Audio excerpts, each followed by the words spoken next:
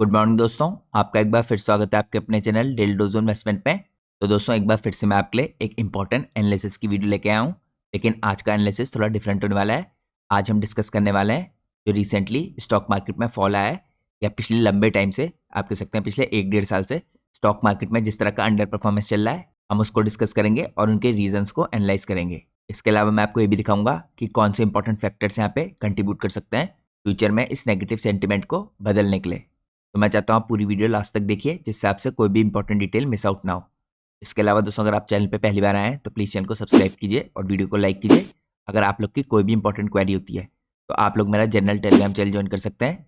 मेरे general Telegram channel का link आपको हर वीडियो के नीचे डिस्क्रिप्शन में देखने को मिल जाएगा।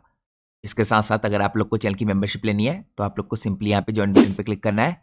जैसे आप ज्वाइन बटन पे क्लिक करेंगे आपको इसके अंदर अलग अलग टाइप्स की मेंबरशिप देखने को मिलेंगी। First timer, beginner, gold investor और प्लेटिनम इन्वेस्टर। हर मेंबरशिप की कुछ खास एडवांटेजेस हैं जो आप इनमें क्लिक करके चेकआउट कर सकते हैं। यहाँ पे दोस्तों जो लास्ट मेंबरशिप है प्लेटिनम इन्वेस्टर वाली, इसको लेने के बाद आप डायरेक्टली मेरे से कॉन्टैक्ट कर सकते हैं। मेरा ईमेल एड्रेस आपको स्क्रीन में ऊपर देखने को मिल जाएगा। तो यहाँ पे दोस्तों आप जैसे चैनल की मेंबरशिप लेंगे इसके बाद आपको कुछ खास इंपॉर्टेंट एडवांटेजेस देखने को मिलेंगी। सबसे पहले एडवांटेज तो ये होगी कि आपकी स्क्रीन में जो मेंबरशिप का टैब है इसके अंदर आपको इंपॉर्टेंट डिटेल एनालिसिस की वीडियोस देखने को मिलेंगी जो मैं स्पेशली अपने यूट्यूब चैनल के मेंबर्स के लिए पोस्ट करता हूँ। तो आप इसके अंदर जाके ये सारी इंपॉर्टेंट वीडियोस चेकआउट कर सकते हैं। रिसेंटली मैंने आपके लिए काफ़ी इंपॉर्टेंट स्टॉक्स कवर किए हैं। इसके अलावा दोस्तों यहाँ पे पोस्ट का ऑप्शन देखने को मिलेगा आपको। इस पोस्ट का ऑप्शन के अंदर जाके आप मेरा members only Telegram channel join कर सकते हैं। मैंने इसके अंदर अपने मेंबर्स ओनली टेलीग्राम चैनल का लिंक आपको प्रोवाइड कर रखा है। तो मैं अपने मेंबर्स ओनली टेलीग्राम चैनल पे भी काफ़ी इंपॉर्टेंट इंडस्ट्रीज और कंपनीज के बारे में डिस्कशन करता हूँ। और जब भी दोस्तों अर्निंग सीजन के दौरान कोई भी इंपॉर्टेंट कंपनीज अपने रिजल्ट पोस्ट करती हैं तो उसकी भी इंपॉर्टेंट डिटेल्स, मैनेजमेंट की कमेंट्री और मैनेजमेंट यहाँ पे फ्यूचर की जो गाइडेंस देता है ये भी मैं आपके साथ शेयर करता हूँ। तो इंपॉर्टेंट बिजनेसेस को अगर आप ट्रैक करना चाहते हैं तो आप मेरे मेंबर्स ओनली टेलीग्राम चैनल को भी ज्वाइन कर सकते हैं। लेकिन जैसे मैंने आपको बताया दोस्तों ये दोनों ऑप्शन आपको तभी अवेलेबल होंगे जब आप ज्वाइन बटन पर क्लिक करके चैनल की मेंबरशिप लेंगे। इसके अलावा दोस्तों कल के दिन मैंने आपके लिए एक बहुत इंपॉर्टेंट वीडियो पोस्ट किया है, इसको भी चेकआउट कीजिए। यहाँ पे मैंने आपके साथ डिस्कस किए हैं इंडिया की 5 इंपॉर्टेंट डिफेंस कंपनीज जिनको आप 2026 में या इस रिसेंट फॉल में स्टडी कर सकते हैं। तो आप चैनल की सारी इंपॉर्टेंट वीडियोस को चेकआउट कीजिए और साथ में मेंबर्स ओनली वीडियोस को भी चेकआउट कीजिए। अब दोस्तों मैं आपको बिना किसी देर के आज के इंपॉर्टेंट एनालिसिस में लेके चलता हूँ। तो जैसे मैंने आपको बताया आज के दिन हम डिस्कस करेंगे इंपॉर्टेंट रीजन करंट मार्केट में फॉल के या पास्ट से जो मार्केट अंडर परफॉर्म करी है इसके। तो सबसे पहले मैं आपको चेकआउट कराता हूँ दोस्तों की रीजंस जिसके कारण आपको 2026 के स्टार्टिंग से ही मार्केट में करेक्शन देखने को मिल रहा है। तो करंटली दोस्तों करेक्शन इस टाइप पे रिफ्लेक्ट करता है जो ब्रॉडर बेस यहाँ पे प्रेशर है अक्रॉस सेक्टर्स। तो सबसे पहला पॉइंट आता है इसके अंदर डिसअपॉइंटिंग और परसिस्टेंट यहाँ पे वीक कॉर्पोरेट अर्निंग। तो दोस्तों यहाँ पे जो निफ्टी के अंदर कंपनीज है वो ब्रॉडर लेवल पे इंडिया के अंदर सिंगल डिजिट की यहाँ पे प्रॉफिट ग्रोथ दिखा रही है फॉर मल्टीपल कंसेक्यूटिव क्वार्टर्स। और यहाँ पे हमें साइन देखने को मिले थे थोड़ी रिकवरी के Q2 FY26 में, लेकिन फिर भी जो हिस्टोरिकल नॉर्म्स हैं उनसे नीचे हैं। तो इन सब का दोस्तों इंपॉर्टेंट रीजन आपको दिखेंगे मार्जिन स्क्वीज में। इसके अलावा सबड्यूड यहाँ पे डोमेस्टिक कंजम्पशन के अंदर स्पेशली रूरल और अर्बन डिमांड जो आपको लैग करती हुई दिख रही है, इनपुट कॉस्ट का प्रेशर और यहाँ पे सेक्टोरियल जो ड्रैग है स्पेशली आईटी के अंदर, क्योंकि यहाँ पे आपको 11 to 12% 2025 में जो ग्लोबल क्लाइंट्स हैं इनकी स्पेंडिंग कट होती दिख रही है। कंज्यूमर डिस्क्रिशनरी के अंदर भी आपको इम्पैक्ट देखने को मिल रहा है और यहाँ पे एक्सपोर्ट ओरिएंटेड एरियाज में भी प्रेशर है। तो ये सब चीज़ें दोस्तों इस टाइप पे डिसअपॉइंट करी हैं कॉर्पोरेट अर्निंग के हिसाब से। तो ये पहला इंपॉर्टेंट रीजन है 2026 में जो आपको मार्केट में अनस्टेबिलिटी देखने को मिल रही है। इसके अलावा दोस्तों सेकंड इंपॉर्टेंट रीजन है यहाँ पे रिकॉर्ड FIIs के आउटफ्लोज और हायर वैल्यूएशंस। तो फॉरेन जो इंस्टीट्यूशनल इन्वेस्टर्स हैं यानी FIIs इनकी रिकॉर्ड की गई यहाँ पे हिस्टोरिकल नेट सेलिंग करीबन यहाँ पे 18 to 19 बिलियन डॉलर की, जिसे आप कह सकते हैं 1.54 से 1.66 लाख करोड़ इन इक्विटीज 2025 में। यह हाईएस्ट एवर दोस्तों एनुअल आउटफ्लो है इंडिया में और 2026 में भी आपको कंटिन्यू होता दिख रहा है। एडिशनली दोस्तों यहाँ पे बिलियन सोल्ड हो चुके हैं अभी से ही जनवरी में, जो यहाँ पे ह्यूजली एक्सपोज कर रहा है जो रुपए के अंदर डिप्रेसिएशन हो रहा है इसको, और ये इरोड कर रहे हैं साथ में डॉलर के रिटर्न्स। तो प्री करेक्शन जो वैल्यूएशन थे दोस्तों यहाँ पे ये स्ट्रेस थे। फॉरवर्ड पी अगर आप देखें 22 से 25 की रेंज में है। यहाँ पे लीव करता है लिटिल मार्जिन फॉर एरर यहाँ पे अगर अर्निंग मिस होती हैं, और यही आपको देखने को मिल रहा है। इसके अलावा दोस्तों यहाँ पे अगला इंपॉर्टेंट फैक्टर है पॉलिसी, लिक्विडिटी और मैक्रो हेडविंड्स हैं जो यहाँ पे टाइट लिक्विडिटी है करंटली, कंडीशंस मार्केट की ऐसी हैं, रेगुलेटरी प्रेशर्स हैं ऑन बैंक्स। इसके अलावा आपको स्लोअर गवर्नमेंट के कैपेक्स का मोमेंटम देखने को मिला था 2025 के कुछ पार्ट्स में। हैवी IPO की सप्लाई हुई थी दोस्तों जिसने डाइल्यूट किया था अवेलेबल कैपिटल को और कंट्रीब्यूट किया था यहाँ पे रेंज बाउंड ग्राइंडिंग में rather than V shaped crash recovery. तो यहाँ पे लिक्विडिटी की भी काफ़ी प्रॉब्लम देखने को मिल रही है मार्केट में और ये भी काफ़ी इंपॉर्टेंट फैक्टर है। तो ये तो दोस्तों मैंने आपको क्विकली चेकआउट कराया 2026 में कौन सी चीज़ें इंपैक्ट डालनी है यहाँ पे मार्केट में। अब हम चेकआउट करते हैं कि पिछले लंबे टाइम से यहाँ पे मार्केट ने अंडर परफॉर्म क्यों किया है। तो अगर आप देखें दोस्तों सबसे पहले यहाँ पे पिछले 1-1.5 साल से मार्केट अंडर परफॉर्म करी है। तो इसके रीज़न यहाँ पे कुछ स्ट्रक्चरल और सस्टेन इशू है। पहला इंपॉर्टेंट रीज़न आपको दिखेगा एक्सटेंडेड अर्निंग स्लो डाउन और कंजम्पशन की फ्रेजिलिटी। यहाँ पे कॉर्पोरेट जो रिजल्ट है दोस्तों, जिसमें मैंने आपको इससे पहले दिखा था, लगातार यहाँ पे लैकलस्टर आ रहे हैं। साथ में यहाँ पे म्यूटेड डिमांड देखने को मिल रही है की एरियाज में, जैसे कंज्यूमर गुड हो गया, डिस्क्रेशनरी स्पेंडिंग हो गई, सर्विस एक्सपोर्ट हो गए। डिस्पाइट यहाँ पे सॉलिड जीडीपी ग्रोथ जो आपको 7.8 से 8.2% की देखने को मिली है रिसेंट क्वार्टर्स में यहाँ पे, स्पेशली FY26 में। तो जब तक दोस्तों ब्रॉडर लेवल पे यहाँ पे जो कॉर्पोरेट अर्निंग्स है ये बेटर होना शुरू नहीं होती है, तब तक हमें इस तरह का प्रेशर बना रहता देख सकता है। इसके अलावा अगर आप देखें यहाँ पे सेकंड इंपॉर्टेंट फैक्टर है जो मिस्ड हुई यहाँ पे ग्लोबल थीम्स और एक्सटर्नल ड्रैग्स। इंडिया ने लार्जली यहाँ पे मिस किया है AI टेक रैली को, जिसने यहाँ पे ग्लोबल लेवल पे वेस्टर्न मार्केट्स को बूस्ट किया था। इसके साथ साथ दोस्तों यहाँ पे हैवी जो IPO एक्टिविटी है ये एब्जॉर्ब कर चुकी है यहाँ पे लिक्विडिटी को, और यहाँ पे परसिस्टेंट जो FIAs की रोटेशन हो रहा है अवे फ्रॉम EMs, क्योंकि US की मार्केट में आपको स्ट्रेंथ देखने को मिल रही है। तो यहाँ से जो फ्लो है आपको बाहर जाता हुआ दिख रहा है, और ये सब चीज़ें दोस्तों यहाँ पे कंट्रीब्यूट करी है प्रोलॉन्ग वीकनेस में इंडियन मार्केट में।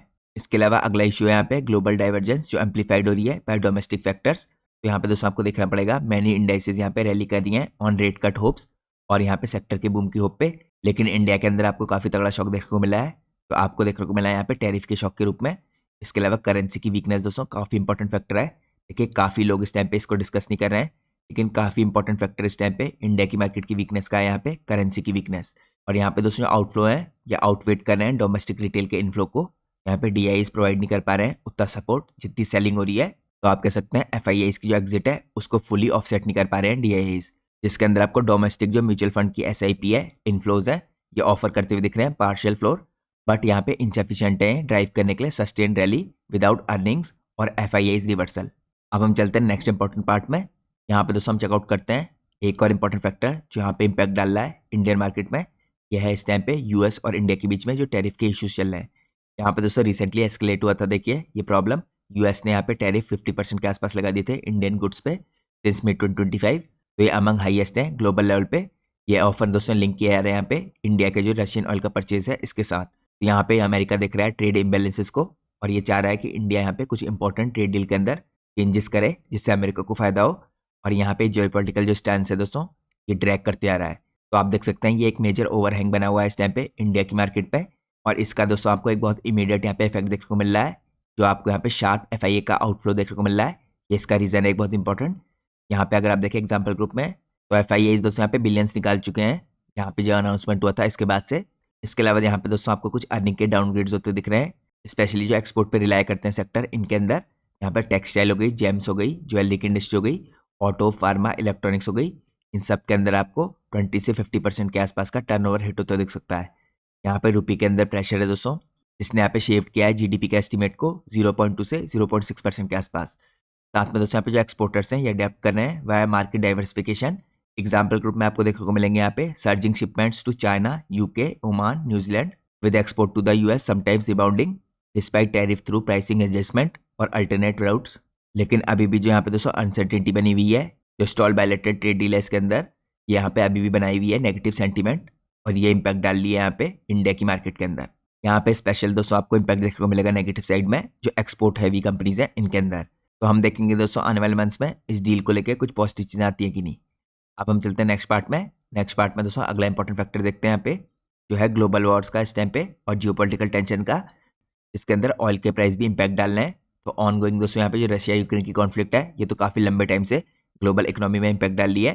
इसके अलावा जो मिडिल ईस्ट के अंदर एस्केलेशन है, यहाँ पे ईरान के साथ टेंशन है, यमन में डिसरप्शन है, ये सब भी नेगेटिव इंपैक्ट डाल रहे हैं ग्लोबल लेवल पे। यहाँ पर दोस्तों जियोपॉलिटिकल जो रिस्क है देखिए एलिवेटेड हो चुके हैं इस टाइम पे। तो जो ग्लोबल ऑयल की दोस्तों यहाँ पे ओवर सप्लाई है इसने प्रिवेंट किया यहाँ पे मेजर स्पाइक्स। तो ब्रेंट आपको ऑफन यहाँ पे $55 to $66 की रेंज में देखने को मिला है लेट 2025 में या अर्ली 2026 में। और दोस्तों आप सब लोग को पता होना चाहिए इंडिया इस टाइम पे ऑयल का इंपोर्ट पे डिपेंड करता है। तो अगर मॉडरेट भी यहाँ पे प्राइस का फ्लक्चुएशन होता है या इंक्रीज होता है तो इंडिया के इंपोर्ट बिल को ही बढ़ाता है।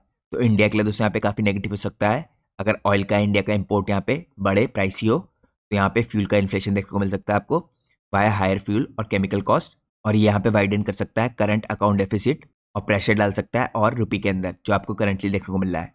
इनडायरेक्टली दोस्तों यहाँ पे हर्ट करेगा ये इक्विटीज़ को through elevated input cost. Example group में ऑटोज, पेंट्स और एविएशन के अंदर आपको नेगेटिव इंपैक्ट देखने को मिल सकता है। और यहाँ पे आपको स्क्वीज होती दिख सकती है कंज्यूमर की स्पेंडिंग पावर। वेनेजुएला की सिचुएशन भी दोस्तों काफ़ी नेगेटिव फैक्टर है इस टाइम पे, क्योंकि करेंटली दोस्तों यूएस वेनेजुएला के अलावा और कंट्रीज पे भी प्रेशर डाल रहा है।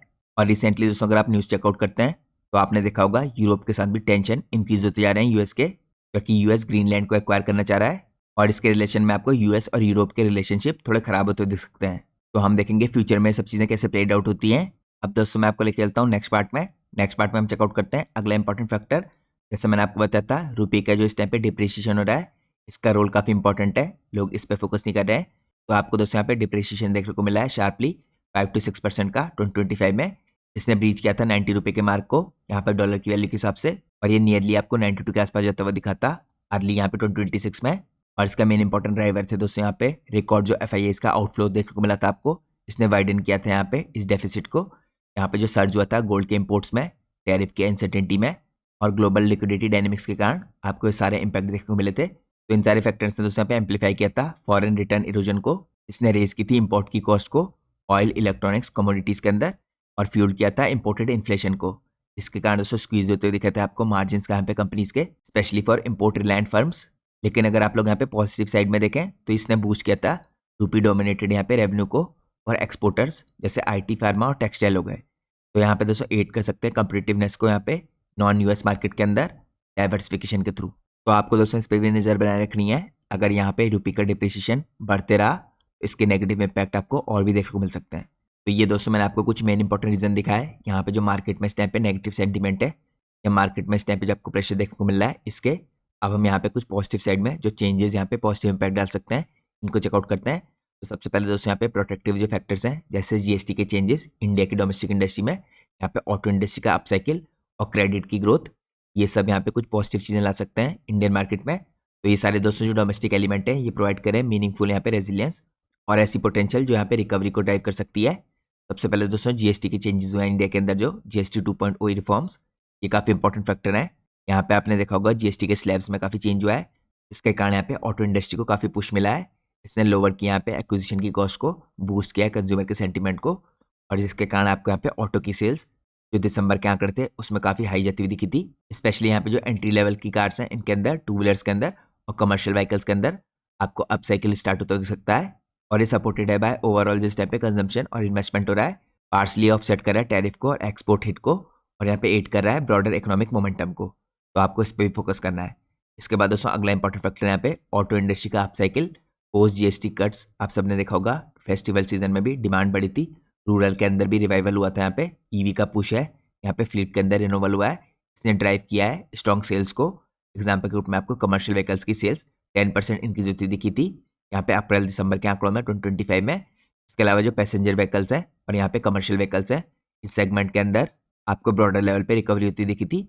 इसके बाद दोस्तों प्रीमियमाइजेशन के जो ट्रेंड है और लोअर EMIs है, फर्दर इसने यहाँ पे फ्यूल किया था इसको, और बेनिफिट होता दिखा था आपको रिलेटेड सेक्टर्स को, जैसे स्पेशली यहाँ पे ऑटो एंसिलरी कंपनीज हो गई, स्टील की और टायर्स की कंपनीज हो गई। तो आपको दोस्तों इन कंपनीज को स्टडी करना चाहिए जो ऑटो एंसिलरीज कंपनीज है, साथ में स्टील और टायर्स की जो कंपनीज है, क्योंकि इनको डायरेक्टली बेनिफिट होता दिखेगा ऑटो इंडस्ट्री के अपसाइकिल का। तो ये सब चीज़ें दोस्तों सिग्नल कर रही हैं यहाँ पे वाइडर इकोनॉमिक पिकअप। लेकिन हमें देखना है कि ग्लोबल जो सिचुएशन है दोस्तों वो कैसे बेटर होती है, क्योंकि अगर ग्लोबल सिचुएशन दोस्तों और बुरी होती रही तो यहाँ पे इसका पॉजिटिव इंपैक्ट आपको इंडिया की डोमेस्टिक इंडस्ट्री के अंदर भी देखने को नहीं मिलेगा। इसके बाद अगला इंपॉर्टेंट प्रोटेक्टिव फैक्टर है दोस्तों यहाँ पे क्रेडिट ग्रोथ का इन फाइनेंशियल्स। बैंकिंग सेक्टर के अंदर एक्सपेंशन होता हुआ दिख रहा है आपको, और अभी भी स्टडी बना हुआ है यहाँ पे जो सिस्टम क्रेडिट ग्रोथ है दोस्तों ये रिवाइव हुई है यहाँ पे 11 to 12% YoY बेसिस पे बाय लेट 2025। ये प्रोजेक्टेड है 12% की इन FY26 और 13% की इन FY27, डिस्पाइट अर्लियर टाइटनेस। जो सपोर्टिंग केपेक्स है, कंजम्पशन है और इकोनॉमिक एक्टिविटी है, ये प्रोवाइड कर रही है domestic buffer against external shocks. तो ये चीज़ें दोस्तों थोड़ा पॉजिटिवली इंपैक्ट डाल सकती हैं इंडिया की मार्केट के अंदर, लेकिन ये सेक्टर स्पेसिफिक होगा। ये कंबाइंड है with strong public capex, rural demand revival और बिनाइन यहाँ पे इन्फ्लेशन ट्रेंड्स। तो ये सारे फैक्टर्स दोस्तों इन स्पेसिफिक इंडस्ट्रीज के अंदर लिमिटेड डाउन साइड की यहाँ पे सीवियरिटी दिखाते हैं और पोजीशन करते हैं यहाँ पे मार्केट को for potential earning led recovery, especially in sectors के अंदर। और फाइनेंशियल्स अच्छे करेंगे दोस्तों तो आपको बाकी की सेक्टर भी धीरे धीरे करके पिकअप करते हुए दिख सकते हैं। अब मैं आप लोगों को लेकर चलता हूँ नेक्स्ट पार्ट में। नेक्स्ट पार्ट में हम चेकआउट करते हैं जो यहाँ पे पोटेंशियल पॉजिटिव इंपैक्ट देखने को मिल सकता है अगर गवर्नमेंट ने यहाँ पे कुछ चेंजेस किए पॉजिटिव साइड को LTCG के अंदर और STCG के अंदर, यानी लॉन्ग टर्म कैपिटल गेन्स के अंदर और शॉर्ट टर्म कैपिटल गेन्स के अंदर।